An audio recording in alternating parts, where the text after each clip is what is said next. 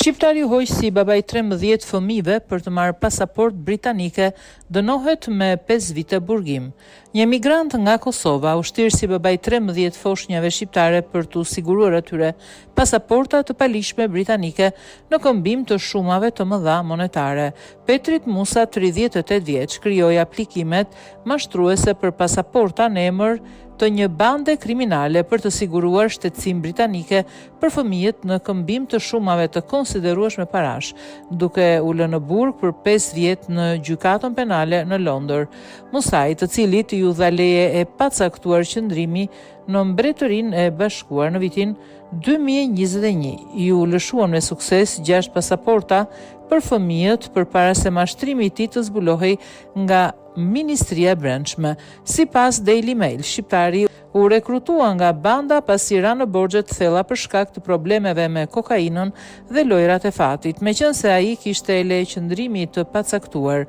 Fëmijët e tij do të ishin të kualifikuar për shtetësi britanike. Musa e përdori këtë status për të siguruar pasaporta britanike për 13 foshnjë shqiptare, me asnjërin prej të cilave nuk kishte lidhje farefisnore. Foshnjat ishin fëmijë të nënave shqiptare që kishin udhëtuar ilegalisht në Mbretërinë e Bashkuar dhe i kishin paguar shumë të mëdha parash bandës për shërbimin. Musa arriti të shlyente një borxh prej më shumë se 40.000 poundësh përmes të ardhurave, por vazhdoi të përfitonte nga mashtrimi dhe pasi kjo çështje u zgjidh, thon prokurorët.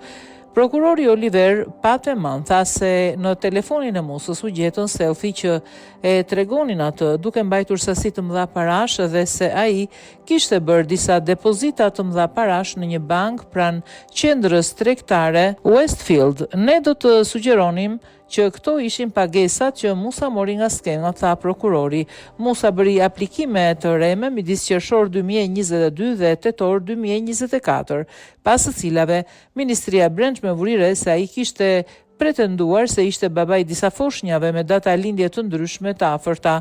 Kjo është një skem relativisht e sofistikuar dhe ekziston një model i qartë që ndiqet për secilën prej 13 rasteve. Roli i tij, megjithëse i kufizuar në aplikimin për pasaporta, është thelbësor që skema të ketë sukses në përgjithësi, deklaroi prokurori. Patrick Maggs, duke e mbrojtur Musën, tha se klienti i tij nuk po nxirrte pjesën më të madhe të fitimeve nga mashtrimi, i cili do t'u kishte shkuar atyre që ishin më të lartë në bandë. Roli i tij ishte personi që i avuri fytyrën dhe emrin e këtij ekskluzivitetit, i cili ishte gjithmonë i destinuar të dështonte. Pra, ai ishte gjithmonë personi për të cilin autoritetet do të vinin, jo ata që fitonin pjesën më të madhe të ardhurave. Ai ishte kukulla, tha avokati.